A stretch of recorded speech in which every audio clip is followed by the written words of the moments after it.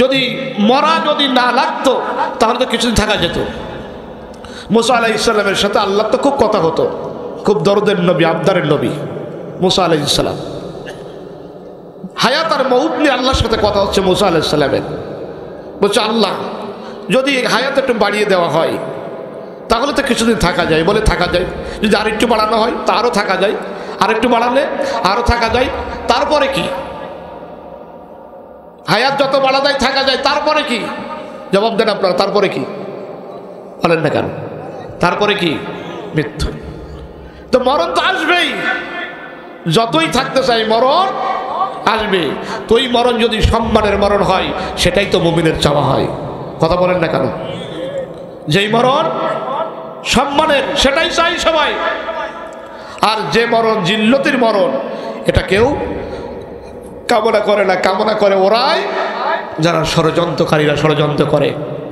দেখেন একটা মরা মানুষের কত জিকির করলো ওরা। একটা মরা মানুষের যা জিকির করেছে ওই জিকির যদি মরা মানুষের জিকির না করে আল্লাহর জিকির করতো ভালো হতো না? কি বলেন? হতো না? ভালো কপাল খুলে যেত, কপাল খুলে যেত। কিন্তু মরা মানুষের জিকির করতে করতে এত জিকির করলো, লম্বা বানায় 3.5 হাত মানুষের লম্বা বানাতে বানাতে বানাতে বানাতে এত উপরে বানাইছিল যে ওর মাথা কেউ শুতে পারবে না। কিন্তু চিন্তা করে বানায়নি যে ওই মাথার পরে উইতে জনগণের সামনে দেবে মুইতে। কি বলেন? কি চাচা? 3.5 হাত মালদার অত লম্বা করে বানানোর কারণটা কি? তার মানে উপর থেকে পিশাব করলে দেখতে একটু আন্তর্জাতিকভাবে দেখা যাবে ভালো। আর যখন ভেকু দিয়ে যখন ঠোকা মেরে যখন কাজ করছিল পিছন দিক থেকে উঁচু হচ্ছিল, কিরকম দেখা যাচ্ছিল বলেন? আপনারা বলেন। ও যখন আস্তে করে কাজ হচ্ছিল ওর পিছন থেকে কি দেখা যাচ্ছিল? মানুষ বুঝছিল যে বাবা তুমি মাল এইরকমটা জন্ম দিয়ে গেছো। একবার মাথায় আর একবার বলেন না কেন? নাকি এখনকার ভয় আছে? তো এখন ভয় নেই তো বলতে অসুবিধা কি? মনে রাখেন, মনে রাখেন যে 88 জন স্বৈরাচার পৃথিবী থেকে পালিয়েছে, ওরা কখন আর ফিরতে পারে নাই। ওরা কখন আর ফিরতে পারে নাই। দেশের মধ্যে থাকতো যদি স্বৈরাচারী করে, ও যদি জেল হতো, ফাঁসি হতো, ওর আন্ডা বাচ্চাগুলো ঘুরে ঘুরে আমাদের কাছে এসে ভিক্ষে ভিক্ষে চেয়ে থাকতো। কিন্তু যা পালাইছে ওর আন্ডা বাচ্চা কোন আর লজ্জা থাকলে ওই নাম বলবে? আর বলেন না কেন? লজ্জা থাকলে বলবে। পালাই কারা বলেন? পালাই কারাই? চোর পালাই। কি পালাই? চোর পালাই। কত চুরি করেছে, কত চুরি করেছে। একটা রাষ্ট্রপ্রধানের বেতন হয় না 1,60,000, 1,60,00,000। অথচ ওর বাচ্চাটার বেতন বানাইছে 1,60,00,000 টাকা। কার ছিল বলেন? কার? কার? জয়। জয়। পাকিস্তানি জিজ্ঞেস করছে এ কিসকা মতলব হুয়া? কয় জয় মানে ভিক্টোরি, জয় মানে বিজয়। তো এক নমরুদ পয়দা হুয়া, আরেক নমরুদ পয়দা হুয়া। আমরা এতদিন মনে করতাম যে ফিরাউনের খালাতো বোন, এখন ও নিজেই বুঝে গেল যে পাকিস্তানের সাথে কথা হয়েছে এ নাকি নমরুদ পয়দা হুয়া। তাহলে নমরুদ আর ফিরাউন দুটোই তো ওর মধ্যে ছিল। বোঝে কিনা বুঝি না, দুটোই ছিল। সুতরাং মরা মানুষের জিকির অত করা লাগবে না। যদি আল্লাহর জিকির করেন আল্লাহ পরিবর্তন করে দেবেন, ঈমান আল্লাহ বাড়িয়ে দেবে। এখন এই মুসলিমদের নতুন করে আর একটা ষড়যন্ত্রের মোকাবেলা করতে হবে। এখন যারা দেশকে যারা সুন্দর শান্তিপূর্ণ একটি সমাজ প্রতিষ্ঠা করতে চাচ্ছে তাদের তো হত্যার শিকার হতে হবে ওদের টার্গেট অনুযায়ী। ওদের টার্গেট অনুযায়ী কেন হতে হবে? কারণ ওরা চায় না যে ভালো কথা যে বলে সে একটু ভালো চেয়ারে বসুক, এটা চায় না। মুজিবর চাচা আমার সম্পর্কে, চাচা কিনা জানি না, আমার আব্বার নাম আবু বকর, চাচা হন তো আপনি সম্পর্কে? তো উনি সভাপতি হয়েছে, আর অসুস্থ সভাপতি দলিলুর রহমান খান মাস্টার। খুঁজলে পাওয়া যাবে আশেপাশের অনেকের মনটাই চাই যে মাস্টার সাহেব কেন সভাপতি হবে, মুজিবর কেন সভাপতি হবে, আমরা হলেই তো ভালো হয়। মনটা চাই না? হয়তো কেউ মুখ ফুটে বলে, কেউ বলতে পারে না। মানে চেয়ারের মজা সবাই চায়, অন্য কেউ এসে ভালো চেয়ারে বসুক এটা কেউ চায় না। তো যারা ন্যায় ইনসাফের কথা বলবে, সমাজকে যারা দুর্নীতিমুক্ত সমাজ বানাতে চাচ্ছে, আপনাদের কাছে বলবে হ্যাঁ ওরা ভালো, আপনারাও বলছেন ভালো। এখন সবাই বলছে, সমাজ দেখা হয়েছে এই আলেমরাই ভালো, এরা শুধু দুর্নীতিমুক্ত সমাজ বানাতে পারবে আলেমরা। আর আলেমদের তো অল্প পয়সায় চলে যায়। মসজিদের ইমামের বেতন কত, কয় টাকা ইমামের চলে? যারা অল্প পয়সা যারা চলতে পারে, এদের এত লোক থাকবে না, এরাই একটি দুর্নীতিমুক্ত সমাজ উপহার দিতে পারবে। ওরা সরকারের কাছ থেকে আনবে কম, দেবে বেশি, আর এরা আনবে বেশি, জনগণকে দেবে কম। সুতরাং আলেমদের কাছে নিরাপদ। এটা একটা আওয়াজ সব জায়গায় উঠেছে না উঠে নাই? কথা বলেন এখন, উঠেছে না উঠে নাই? কিন্তু আর একজনে কিন্তু সহ্য হচ্ছে না, এ যত আপনি বলছেন সহ্য হচ্ছে না। এক লোক সুন্দর কথা বলে, কিন্তু বিচার যখন হয় ওই চেয়ার পায় না। কথা ভালো বলে চেয়ার দেয় না। তো বাড়ি এসে বউয়ের সাথে পরামর্শ করে বলছে যে আমি কথা ভালো বলি, সবাই আমার পছন্দ করে, কিন্তু আমি চেয়ার পাই না। তো পছন্দ বলছে গার জামা ভালো না, এই জন্য চেয়ার দেয় না। তারা ভালো জামা কিনতে হবে। তো ভালো জামা তো ব্লেজার কোটটা এই ছাড়া তো ভালো জামা হয় না, একটু বিচারক বিচারক ভাব হয় ওটা পড়লি। তো বলছে আমরা গরিব মানুষ পাবো কই? তো বলছে তুমি মুষ্টির চাল তুলে তুলে বানাও। ওই যে আমাদের এক সরকারি কর্মকর্তার বউ নাকি মুষ্টি তুলে তুলে 36,000 কোটি টাকা বানাইছে। তো মুষ্টি তুলে তুলে আর তুমি মিলে 300 টাকা জোগাড় করে বলছে কালীগঞ্জে ওই ফুটপাতে চলে যাবা, 10 তলার আশপাশ দিয়ে পুরোনো কাপড় বিক্রি হয়, ওখান থেকে একটা ব্লেজার কিনে নিয়ে আসবা। ও 300 টাকা মুঠির মধ্যে করে নিয়ে যাচ্ছে। আর বাড়ির পাশে যে লোক ওর চেয়ার সহ্য করতে পারে না, মাতব্বারি কমে যাবে, ও পিছন পিছন যাচ্ছে যে টাকা যেই পকেটে রাখবে, পকেট মারবো, ব্লেজারও কিনতে পারবে না, চেয়ারও পাবে না। সারা পথ পেস পেস গেছে, কিন্তু ও টাকা কোনো সময় পকেটেই রাখছে না, হাতের মধ্যে একটা ধরে রেখেছে। ও এত গালাগালি দিচ্ছে, এমন বকিলের বকিল, টাকাটা পকেটেও রাখছে না। শেষ পর্যন্ত ঘুরে ঘুরে ঘুরে ঘুরে একটা ব্লেজারও কিনেই ফেলেছে। যখন কিনে ফেলেছে ওর রাগ আরও বেড়ে গিয়েছে যে শেষ পর্যন্ত কিনেই ফেললি, তোর গায়ে দিতেই দেবো না। কিন্তু ও গার মধ্যে পড়েছে আর খুলছে না। তো খুলবি তো, বাড়ি যেতে খুলবি, আবার পেসের বাড়ি পর্যন্ত এসেছে। তো বাড়ি এসে খুলবে, কিন্তু বাড়ি এসে আনন্দের জ্বালায় না খুলে ও গায়ে দিয়ে শুয়ে পড়েছে। ওর মেজাজ আরও খারাপ হয়ে গেছে যে যা একটু গায়ে দিতে খুলবে চুরি করবো, সেটাও গায়ে দিয়ে শুয়ে পড়েছে। এবার কি করেছে, শিক কেটেছে, বেড়ার ঘর শিক কেটে ভিতরে ঢুকেছে। গরিব মানুষ তো, শিক কেটে ভিতরে ঢুকেছে। আস্তে আস্তে করে ব্লেজারের বোতাম খুলছে, আরও মনে মনে চিন্তা করছে আমার বোর সাথে যে সারা জীবন ঝগড়া, জীবনে যে আমার বোতাম লাগিয়ে দেয় না, আর আজকে খুলে দেবে তা কি হয়? কিন্তু হাতে হাত দিয়ে দেখে হাত শক্ত শক্ত, মেয়ে লোকের হাত আর পুরুষের হাত তো একরকম না। আস্তে তাকিয়ে দেখে যে ওই যেটা পিছনে লাগা ছিল ওই লেগেছে। তো বলছে খোল, খুলে নে। যখন খোলা টোলা হয়ে গেছে, এক পাশও ছেড়ে দিয়েছে, আর এক পাশ আইটে ধরে রেখেছে। এ পাশ ধরে টানছে আর ও পাশ আইটে ধরেছে, টানে আটে, টানা টানি, টানা টানি করতে করতে মুয়াজ্জিন এসে বসে আসসালাতু খায়রুম মিনান নাওম, আর ঘুমানো যাবে না, এখন নামাজের সময় হয়ে গেছে। ও চিন্তা করছে মোশন তো ব্যর্থ হয়ে যাবে, তা আইসি যখন কিছু নিয়ে যাব, ওর ঘরে তো চাল চুরি করবো। এখন চাল চুরি করবে, প্যাকেট তো আনেনি। এবার নিজের জামা, নিজের শার্টটা খুলে খাটের পরে বিছিয়ে ওই কলসের থেকে চাল এনে ওতে ঢালবে। কলস ধরে এনে চাল আনতে যেই গেছে, ও শার্টটা আস্তে করে লেপের মধ্যে ঢুকিয়ে নিয়েছে। এইবারও চিৎকার দিয়ে স্ত্রী ডাকছে, আস ঘরে চোর ঢুকেছে, ওট ঘরে চোর ঢুকেছে।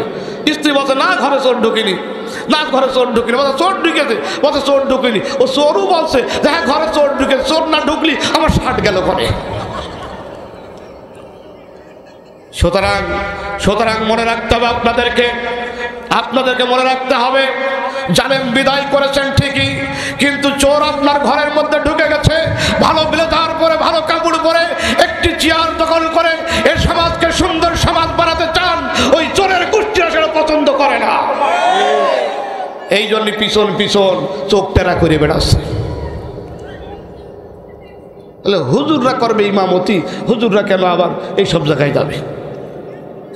হ্যাঁ, কি জন্য যাবে? হুজুররা কি করবে? ইমামতি করে খাবে। তো হুজুর আবার এসে চেয়ারে বসবে কি জন্য? বন্ধুগণ আমার শোনেন, আগামীর পার্লামেন্টটা মনে রাখেন, আগামীর বিশ্বটা মনে রাখেন। যতই চোখটা করে আপনি তাকান না কেন, এই জমিনে শুধুমাত্র সাধারণ রাজনীতিবিদদের রক্ত পড়ে নাই, এই জমিনে হাফেজে কোরআনের রক্ত পড়েছে, আলেমের রক্ত পড়েছে, এই জমিনে যাই কিছু করতে যাবেন হাফেজ আলেমদেরকে বাদ দিয়া আপনি কিছুই করতে পারবেন না। আল্লাহ রাব্বুল আলামিনের কাছে রক্ত জমা দিয়েছে আলেমেরা, আল্লাহর দরবারে রক্ত জমা দিয়েছে হাফেজেরা, আল্লাহর দরবারে রক্ত জমা দিয়েছে এতিমেরা, রক্ত জমা দিয়েছে বিশ্ব ইসলামী আন্দোলনের নেতৃবৃন্দরা। অতএব আলেম ওলামার রক্ত যেই জমিনে আছে, হাফেজে কোরআনের রক্ত যেই জমিনে আছে, ওই জমিন আপনি ইচ্ছা করে শৈবাচারের আরেকটা রূপ যে আপনি চালাতে পারবেন না, ইচ্ছা করলে আপনি চালাতে পারবেন না। তাই বন্ধু আপনাকে ডাক দিয়ে বলছি, বন্ধু আপনাকে ডাক দিয়ে বলছি, আসুন সুযোগ যে রব্বুল আলামিন করে দিয়েছেন, ওই আল্লাহ তাআলার দেওয়ার সুযোগ পেয়ে আমরা সমাজটাকে সুন্দর করে সাজাতে চাই সকলে মিলেমিশে, সকলে মিলেমিশে। কি বলেন? সকলেই মিলেমিশে। তাই আপনার কাছে যেইটাই কাঠ দিয়ে আসছে সেটাই আটকাই দিচ্ছেন, ব্যাপারটা কি? আপনার কাছে গেলেই আটকাই দিচ্ছেন। এক লোকের কাছে টাকা ধার পায়, তো ফোন দিলেই বলে আমার স্ত্রী হাসপাতালে, আমার স্ত্রী হাসপাতালে। তোর স্ত্রী হাসপাতালে থাকলে টাকা দেবে কি করে? তো যতদিন ফোন দেয় বলে স্ত্রী হাসপাতালে। তো একদিন আস্তে আস্তে করে বাড়িতে গিয়ে বলছে, ভাই আপনি ফোন দিলেই বলেন যে স্ত্রী হাসপাতালে, স্ত্রী হাসপাতালে, ব্যাপারটা কি? আপনারে কি বউ বিয়ে করেছেন যে রাত দিন হাসপাতালেই পড়ে থাকে, অসুখ হয়ে লেগেই থাকে? বলছে, ভাই আমার তো কাজের মুরদ নেই, ওই বউ চাকরি করে হাসপাতালে নার্সের, ওই তাই এনে দেয় তাই খায়। আপনি যখন ফোন দেন তখন হাসপাতালে নার্সে চাকরি করে, ওনাদের কোনো মুরদ নেই, ওনাদের কোনো মুরদ নেই, ওনাদের কোনো মুরদ নেই। আমি এসে নিচে আর নাম দিতে পারবো না। বন্ধুগণ আমার, সুতরাং এখনো শেষ হয়নি। সূরা আলে ইমরান 21 নম্বর আয়াত থেকে শোনাচ্ছি আপনাদের, ওয়ায়াকতুলুনাল্লাযীনা ইয়ামুরুনা বিল কিসত। হত্যা এখন করছে, করবে, বন্ধ ওরা করবে না।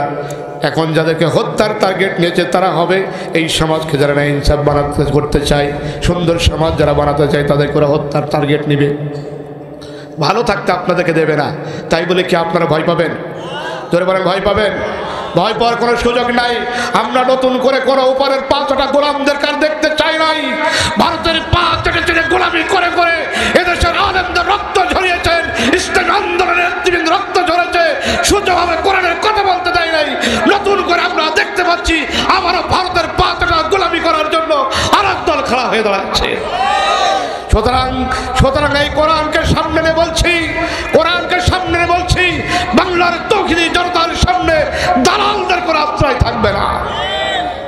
আশ্রয় দেবেন, সুযোগ দেবেন তাদের। এখনই চিনতে হবে দালালি করছে কারা, দালালি করছে কারা। আমরা এই ফুলের বাগানটা সুন্দর করে সাজাতে চাই। মরহুম শহীদ আল্লামা দেলোয়ার হোসেন সাঈদীর বক্তব্য কোট করছি। তিনি বলেছিলেন, আমরা একটি ফুল বাগানকে সুন্দর করে সাজাতে চাই। এই ফুল বাগানটা সুন্দর করে সাজানোর জন্য যারা মালি হিসেবে কাজ করে তাদের ঘাম ঝরে ফুলের বাগানে, তাদের ঘাম ঝরে ফুলের বাগানে। আমরা এই সুন্দর সবুজ ভূখণ্ড বাংলাদেশের 56,000 বর্গ কিলোমিটার আল্লাহর কোরআন দিয়ে ফুলের বাগানটি সাজাতে চাই। কারণ এই জমিনে, এই দেশের মধ্যে মালির রক্ত যেমন ঝরেছে, ঘাম যেমন ঝরেছে, রক্ত আর ঘামে একাকিত্ব হয়ে সবুজ বাংলা আবারও সবুজ পতাকার পাশাপাশি আল্লাহর কোরআনের পতাকা, কালেমার পতাকা উড্ডয়ন হবে। দেখতে চান কারা কারা? দুই করে হাত আল্লাহকে দেখায় দেয়।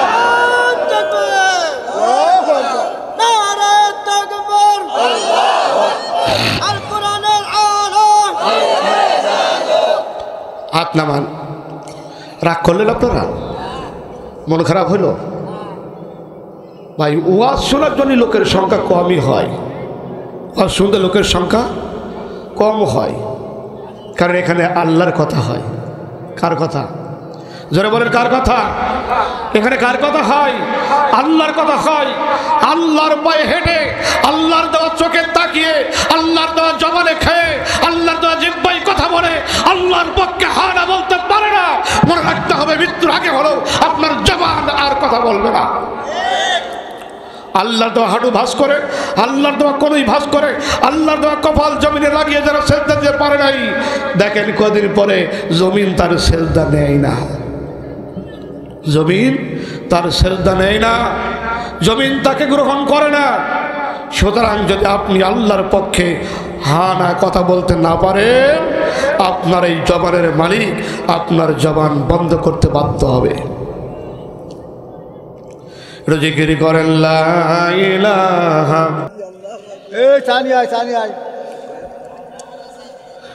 হুকো নেই, বুন্দা নেই, শুধু শুধু মিলাদ শরীফ হয় নাকি? তুমি একবার বললে যে ইজি বাইকে আসতে, এখন সাউথ এসছো না, তোমার নিয়ে আমার হবে না। লজ্জাশীরে মানুষ আমার সাথী পারি নাকি? ভাব ভাব দেখে বুঝতে হবে এখন চা লাগবে। এই মাদ্রাসা যখন মক্তব ছিল, ফুরকানি ছিল, আমার আব্বার সাথে এসে আমি এখানে আলিফ বাতা শিখেছি। এই জায়গায় আমি বড় কোনো বক্তা না, এখানে আপনাদের নিজেদের মানুষ আমি, এই জন্য একটু অন্যভাবে বলছি, রাগ করছে না তো কেউ? একটু জিকির করেন লা ইলাহা। সাউন্ডটা একটু ভাষায় একটু আওয়াজটা লাগাও তো, কণ্ঠ বসে যাচ্ছে।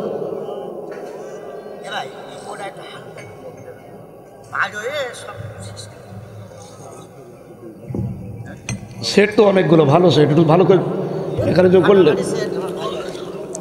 একটু চেষ্টা করলে ভালো কিছু হওয়ার কথা। ফ্রি ওয়াজে গলা বসে গেলে টাকার ওয়াজে করবার কি আমি?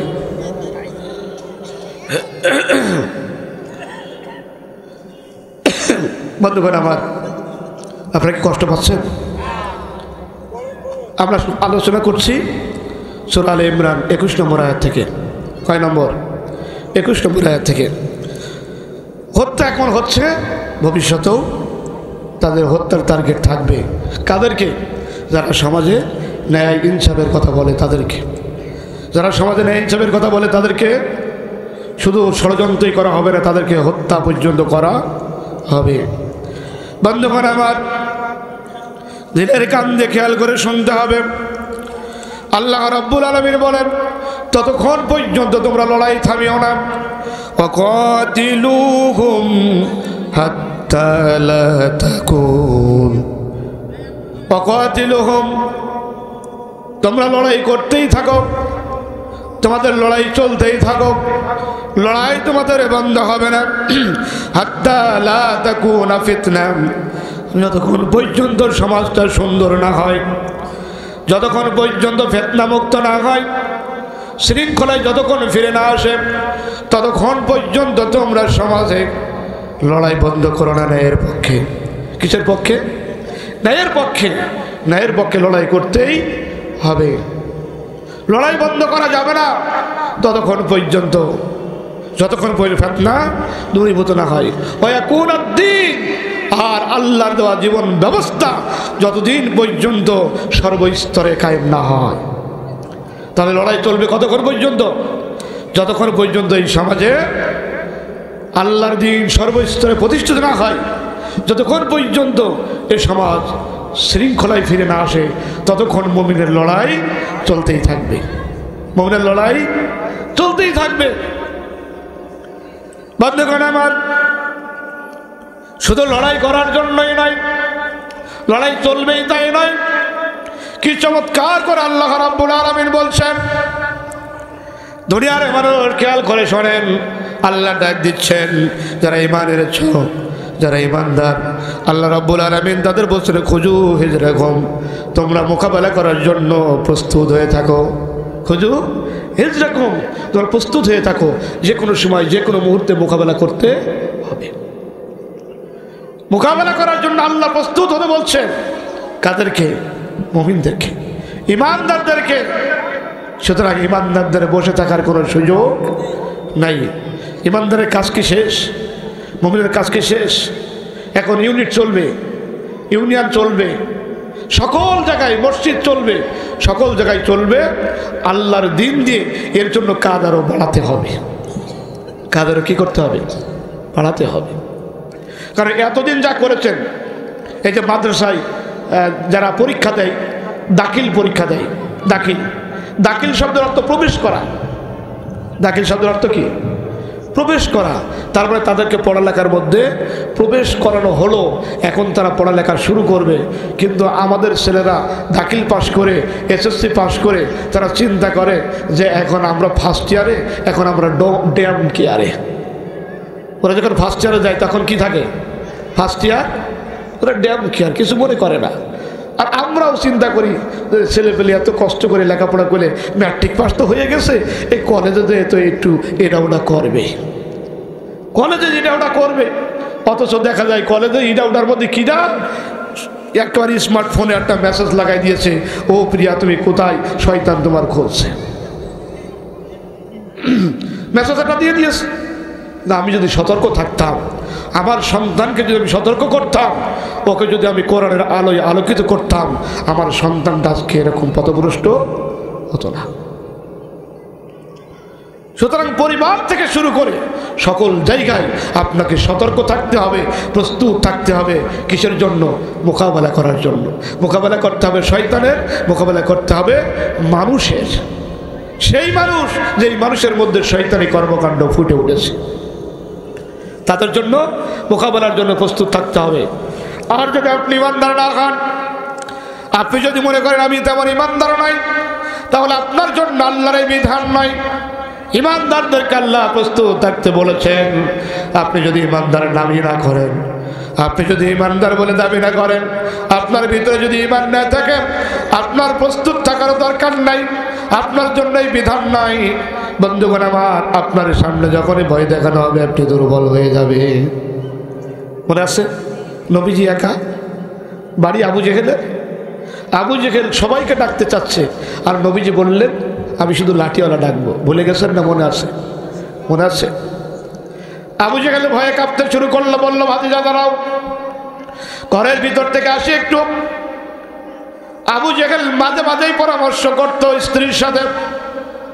প্রথম ডাক দিয়া স্ত্রী বলেন, শোনো রাষ্ট্রের প্রধান, রাষ্ট্রপতি, আমার প্রিয়তম স্বামী, তোমার কি এত রাগ মোহাম্মদের পরে? মোহাম্মদকে কেন মারতে চাও?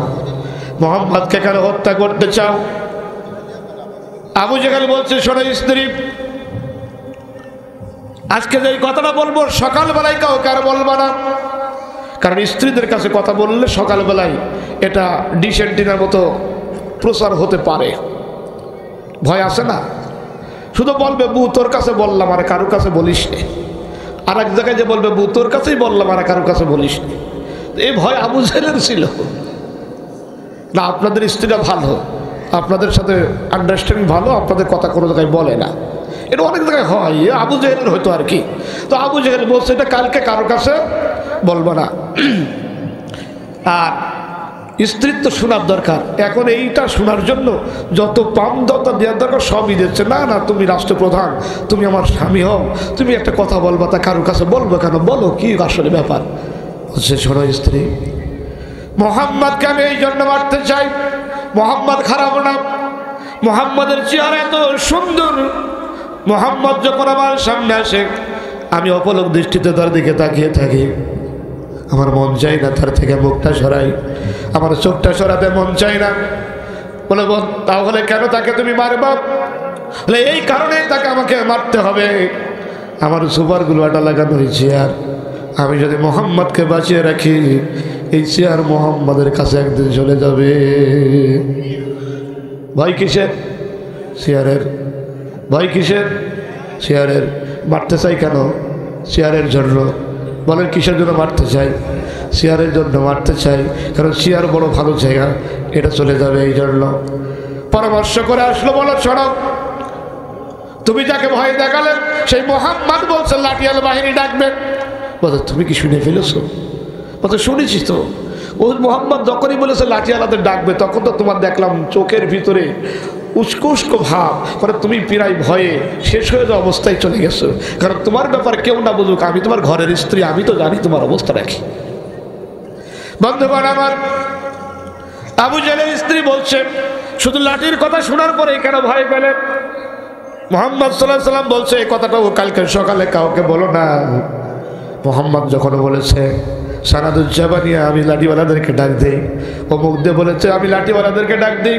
আমি লক্ষ্য করে দেখলাম একজন মোহাম্মদ শুধু নাই, মোহাম্মদের চারিদিকে যারা লাঠি নিয়ে দাঁড়িয়ে আছে ওদের সামনে আবু জেহেল একেবারে ডাল ভাত, বিশাল বাহিনী দাঁড়ানো মোহাম্মদের চারিদিকে। আমি আবু জেহেলকে তারা ছোঁয়া দিলেই চলে যাবে, ছোঁয়া দিলেই চলে যাবে।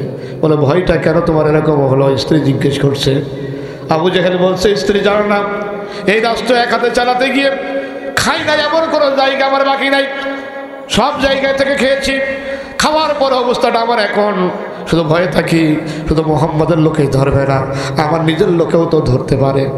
কি খাওয়া খেয়েছে নিজের দলের মধু ভয় আছে, আছে না নাই? এই নিজেদের মধ্যে ভাগ বাটোয়ারায় মারামারি হয় না মাঝে মাঝে মাঝে মাঝে মাঝে মাঝে হয় না, হয় না? তো নিজেদের নিজেরা হয় কেন? নিজেরা যারা কি জন্য হয়? বলছেন যে দেখো তোমাদের রাত্রে 3টের দিকে বিশাল এক হইচই হচ্ছিল, তো কারণটা কি? তো বলছে বলবেন না, ওই দাদিমারা খানা হচ্ছিল। তো বলছে রাতে আমাদের বাড়ির পাশের লোক আমাদের কারো বললে না, তো বলছে এবার আমরা একা একা করেছি, কারো আর বলছি নিজেরা নিজেরা। তো তাহলে হইচই হবে কেন? তো বলছে ওর মধ্যে 100 গোস্ত পাইনি, নিজেরা নিজেরা তার মধ্যে একজন গোস্ত পাইনি। তো নিজেদের ভিতরে ভাগ বাটোয়ারায় বাঁধে না বাঁধে না? জোরে বলেন না কেন? বাঁধে না বাঁধে না? বাঁধে না? বিরাট বাধা বাঁধে। না হলি টুকরো টুকরো টুকরো টুকরো একটা টুকরো তো পাওয়া যাইত, তাও তো পাওয়া গেল না। আবার শোনা গেল সব নিজেরা। ওই যে কি বাড়িয়ে ভেঙে দিতে চাইলো একটা, সেও নাকি এর মধ্যে আছে, সেও কোনো ওর মধ্যে আছে।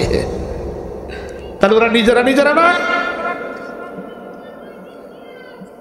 কোরআনে কারিমে রব্বুল আলামিন বলেছেন এটা আমার লানত, এটা আমার পক্ষ থেকে লানত। সূরা আনআম আপনারা পড়বেন, সূরা আনআমের 65 নম্বর আয়াত আল্লাহ বলছেন এই যে নিজেদের ভিতরে দ্বন্দ্ব তৈরি করে দেওয়া, এটা আমি আল্লাহ তাআলার পক্ষ থেকে একটা লানত।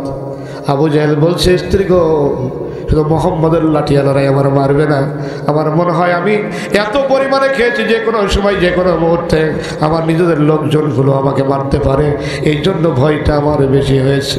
কারণ তারা যখন জোরে মারবেন দেখবেন ও একা লাফাই না, ওর আশেপাশে যা আছে সবাই লাফায়। তাড়ার মতো যদি তাড়া মারা হয় তাহলে সবাই লাফায়।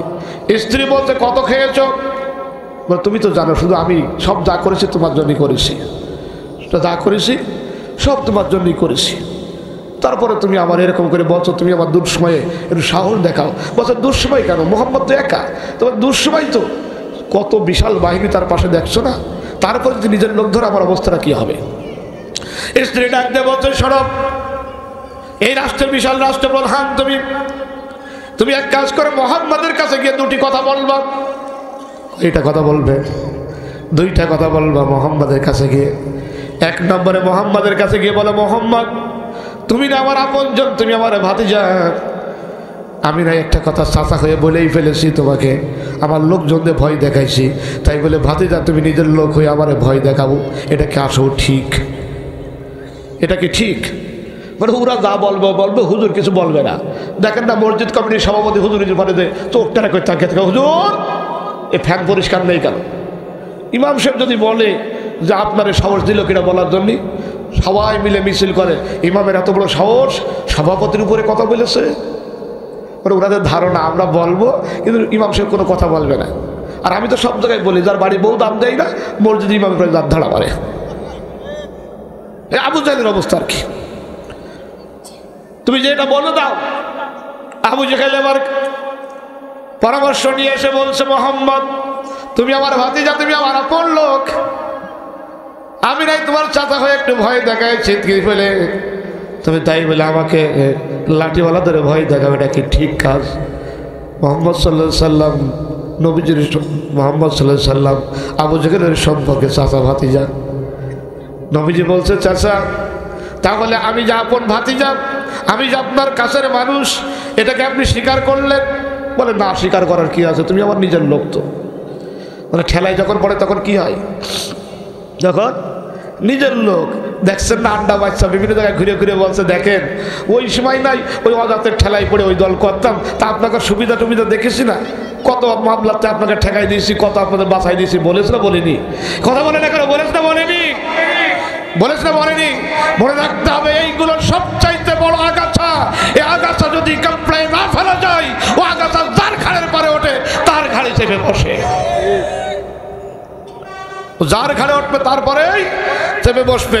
নবীজি চিন্তা করলেন চাচার সিস্টেম তো ভালো না, যদি আমি কাছে নিয়ে নিই তাহলে চাচার ভয় কমে যাবে। ভয় কমানো যাবে না, ভয় একটু দেখাতে হবে।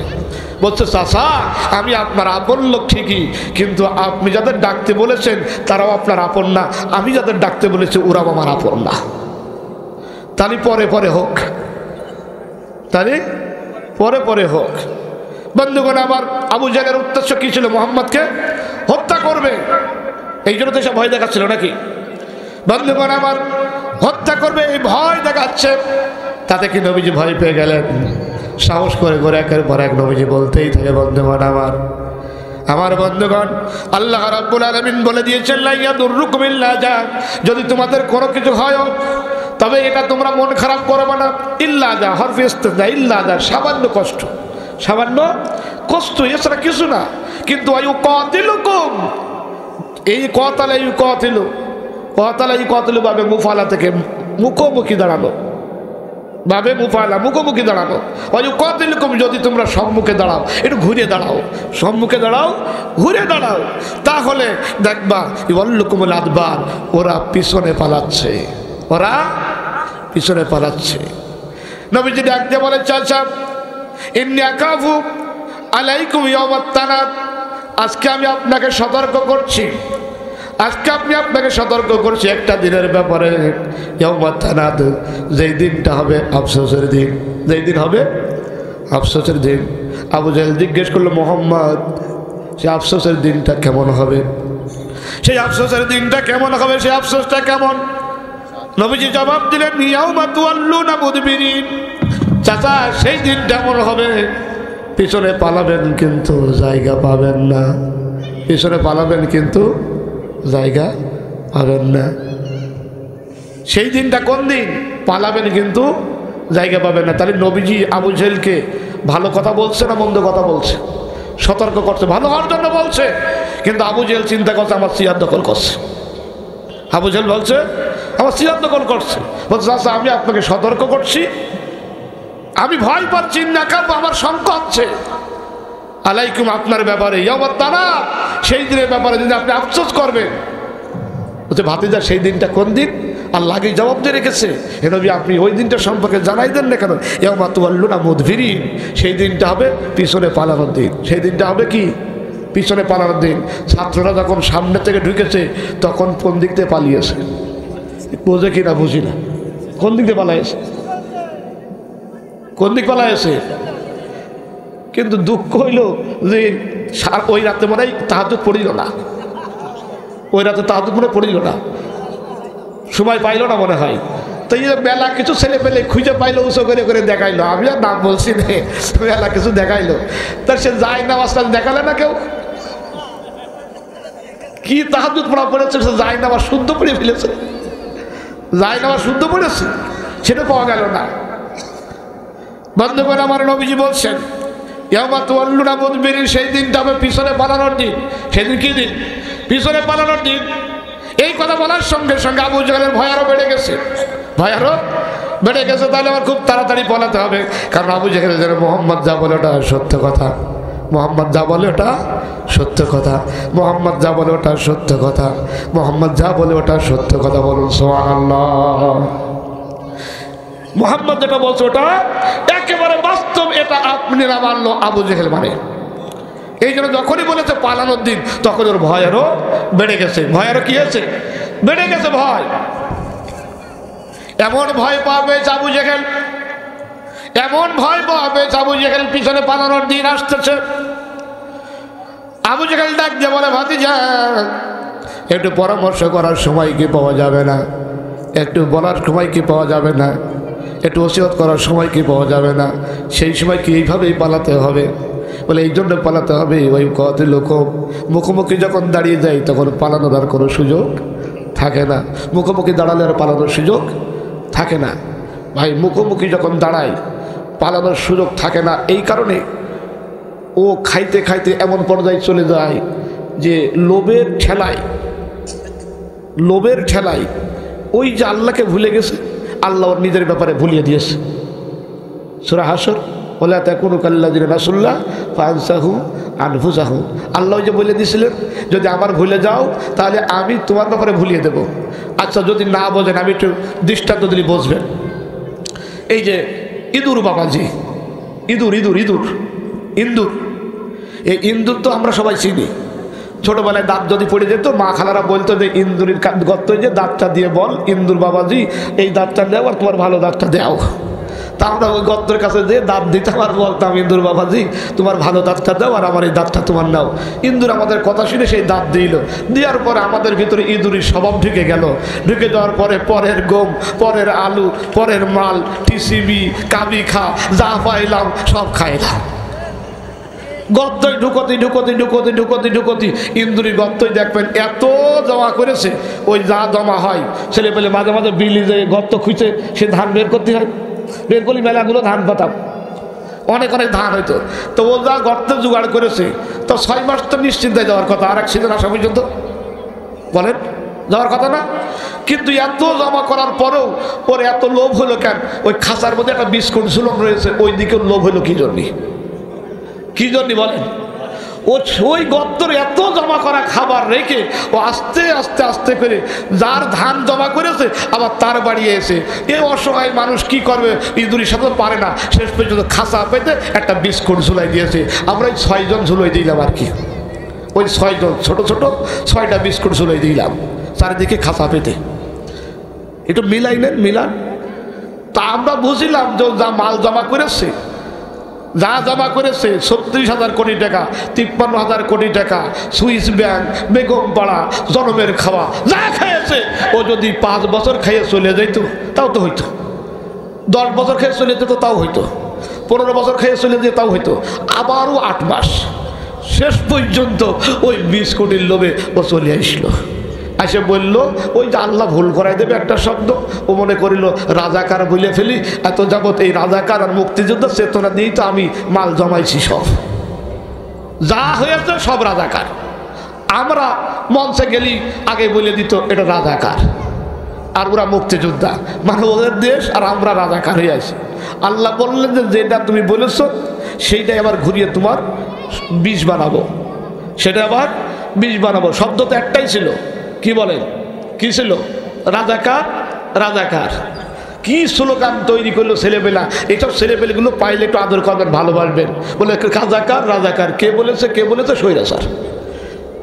এই 15 বছরের মধ্যে স্লোগান দেওয়া যায় না, কিন্তু এরা স্লোগান মুখস্থ করলো কি করে? মুখস্থ করলো কি করলে? আল্লাহর হুকুম হয়ে গেছে, আল্লাহর হুকুম হয়ে গেছে। ওই বাদ দিয়ে যখনই এসে বিস্কুটের ওই খাতায় ঠোকা দিয়েছে আস্তে করে, তখন ওই ইঁদুরের মধ্যে ঢুকে পড়ে গেছে। ইঁদুরের মধ্যে কি হয়েছে? ঢুকে পড়েছে, ঢুকে পড়েছে, ঢুকে পড়েছে। মানে শর্ট করে ঢুকবে তা না, ঢুকে পড়েছে। ও দেখি ওই বলছে না তো শর্ট করে ঢুকবে না, শর্ট করে না, ওই দিকে ঢুকে গেছে। এখন ইন্দ্র যখন ঢুকে যায় ওর ধরে কিন্তু আগেই মারে না, ছেলেমেলে হাতে দেয়, ওরা পানির মধ্যে শুবোই, ওরা পানির মধ্যে শুবোই, ওরা পানির মধ্যে শুবোই। ওরা পাটাই দিক না, ওরা বলছে আমাদেরকে থাকলে কবিরা গোনা হচ্ছে, তুমি শর্ট করে ওদিক চলে যাও। আমরাও বলছি আইসো শুভবো, আইসো শুভবো, আইসো শুভবো, আইসো শুভবো। কি বলেন? কি বলেন? কি বলেন? আন্ডা বাচ্চা যেখানেই পাবেন, যেখানেই পাবেন সেখানেই তাদেরকে সেই শাস্তি দিবেন। 15 বছর 8 মাস ঘরে ঘুমাতে পারে নাই মানুষেরা। অসংখ্য মানুষ বিধবা হয়েছে, অসংখ্য সন্তান এতিম হয়েছে, অসংখ্য মায়ের চোখের পানি আল্লাহর আরশ ভারী করেছে। মাত্র 3 মাসের পেতনি কান্না থেকে কাউকে মাফ করার দরকার নেই। 5টা গোলামদের ব্যাপারে স্পষ্ট কথা। যদি আবার দেখি ওই ভারতের গরু পূজারী মালাউনদের পক্ষে আবার কেউ কথা বলেছে, আবার আলেমরা, ইসলামী আন্দোলনের কর্মীরা আবারও একটি স্লোগান দেবে, আল জিহাদ, আল জিহাদ, সাবিলুনা, সাবিলুনা। রাজি আছেন কারা কারা? ছাড় দেওয়া যাবে না, ছাড় দেওয়া যাবে না। কারণ কম জ্বালায়নি, কম জ্বালায়নি। আবু জাহেল বলছে ভাতিজা কি করতে পারি আমি এখন বলো? নবীজি বলছে চাচা কিছুই তো করার নাই, আপনিও ডেকেছেন আমিও ডেকেছি, আপনি আপনার লোকদেরকে ডেকেছেন, আমিও সানাদুজ্জামানি, আমিও লাঠিওয়ালা ডেকেছি। এখন দেখতে হবে গুলির জোর বেশি না লাঠির জোরে বেশি?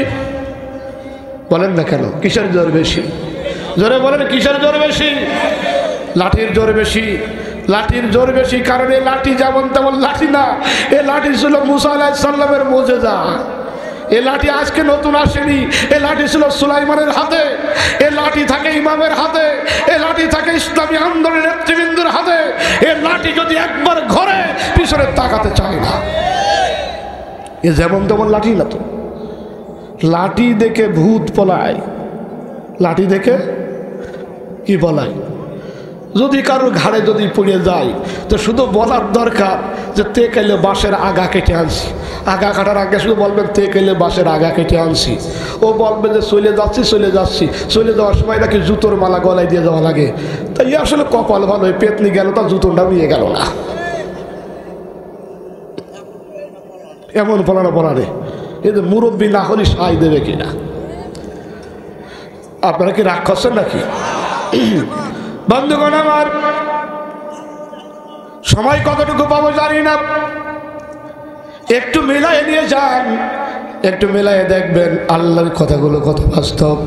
মনে হবে বাংলাদেশ এটা ঘটবে, আগাম আল্লাহ কোরআনে এটা লিখে রেখেছিলেন, আল্লাহ এটা লিখে রেখেছিলেন। কারণ পৃথিবীতে যা ঘটবে এটা কে জানেন? আরো জোরে বলুন না, কে জানেন? এই জন্য পৃথিবী যতদিন আসবে কোরআনের কথাগুলো ততই নতুন নতুন মনে হবে। কোরআন যদি আপনি না পড়েন, কোরআন যদি আপনি না বোঝেন, আপনার কাছে সবগুলো অন্ধকার মনে হবে। আর কোরআন যদি আপনি পড়েন, আপনার কাছে মনে হবে এই মাত্র আয়াতটি নাজিল হলো, এর নাম হলো কোরআনের মুজিজা, এর নাম হলো কোরআনের মুজিজা। নবীজি বলছে, চাচা আবু জেহেল, আপনিও ডেকেছেন আমিও ডেকেছি, এখন আপনারও কিছু করার নাই আমারও কিছু করার নাই। আবু জেহেল বলছে, দেখো আমার বাহিনীকে আমি বলবো আমার ভাতিজা মোহাম্মদকে তোমরা আক্রমণ করো না। আমার নবীজি বলছে, চাচা আপনি আপনার বাহিনীকে বলবেন আক্রমণ করো না, এটা বলা লাগবে না, আপনার বাহিনী বলবে নেতা আপনার সঙ্গে আমরা আপাতত নাই। বলে বলো কি ভাতিজা, বলো কি এরকম ব্যাপার নাকি? বলে হ্যাঁ এরকম ব্যাপার। বলে বুঝতে পেরেছি, আকাশ থেকে তোমার কাছে খবর আসে। ভাতিজা বলো তো দেখি আর কি খবর এসেছে আমার ব্যাপারে? বলে দাদা সেটা পরে বলবো, এই খবরটা আপাতত নেন। আবু জেহেল আবার দৌড়ে চলে গেছে ঘরের মধ্যে, স্ত্রীর সাথে পরামর্শ করছে। ভাতিজা তো বলছে আমার লোকেরা নাকি আমার কথা শুনবে না। আবু জেহেলের স্ত্রী বলছে, লোকেরা তো পরের কথা, আমি তো আপাতত তোমার কথা আর শুনবো না। তোমার এখন ডিভোর্স দেওয়ার সময়, এখন আমার নেত্রার মাঝে মাঝে ডিভোর্স দিয়ে যায় না, কথা বলেন না কেন? যায় না। বলে এখন আমি তোমার কথা শুনবো না, কারণ কি? কেন তুমি শুনবো না? অপরাধ আমার কি? বলে এই জন্য তোমার কথা শুনবো না, সারা জীবন তোমার ঘর করেছি, তোমার মতো এত মিথ্যেবাদী বলা আমি আর জীবনেও দেখিনি। কথাই কথায় মিথ্যে বলো। এখন তুমি যে কথাটা ফিরে এসে বলছো ওটাও সত্য নাও হতে পারে। চিন্তা করেছেন? তার স্ত্রী তো তার ব্যাপারে জানে, এটা সত্য নাও হতে পারে। আল্লাহর নবী ডাক দিয়ে বলে, শোনো স্ত্রী, দুজন মিলে পরামর্শ করি, দুজন মিলে আমরা সংসার চালাই, সুতরাং আমাদের পরামর্শই সঠিক হবে। স্ত্রী ডাক দিয়ে বলে, শোনো নেতা, তুমি আমার স্বামী হতে পারো, তবে আমি মোহাম্মদের ভিতরে যা দেখেছি ও ব্যাপারে আমার একটি সিদ্ধান্ত আছে। বলে কি তোমার সিদ্ধান্ত? বলে যাই হোক তাই হোক, মোহাম্মদের বাহিনীর সামনে যেতে আমি রাজি নই, সুতরাং তুমি থাকো, আমি পিছনের দরজা দিয়ে যাই। তুমি থাকো, আমি পিছনের দরজা দিয়ে যাই। শেষ পর্যন্ত দেখা যাচ্ছে আবু জেহেলের কাছে আর কেউ নেই, ওরা দুই বোন তো চলে গেল, দুই বোন তো গেল, আর এরা সব পড়ে থাকি, এরা সব পড়ে থাকিল। বন্ধুগণ আমার, কি সুন্দর করে আল্লাহ মিলাই রেখেছে, সাজিয়ে রেখেছে।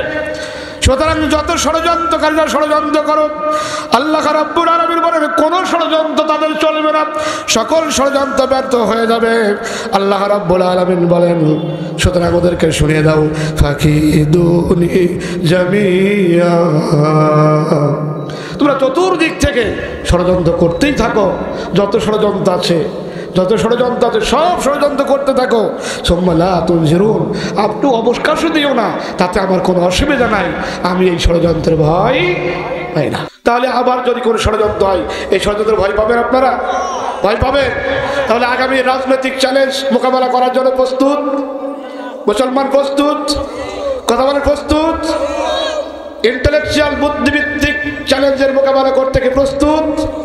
সাংস্কৃতিক মোকাবেলা করতে কি প্রস্তুত? প্রস্তুত আছেন? এই 3 চ্যালেঞ্জের মোকাবেলা করার জন্য প্রস্তুত আছেন? অনুপমপুরের কোন কোন মুসলমান? 2 খানা হাত একটু আল্লাহর দেখা।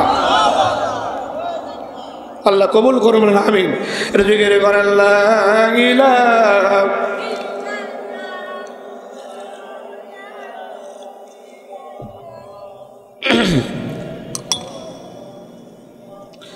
জোরে লা ইলাহা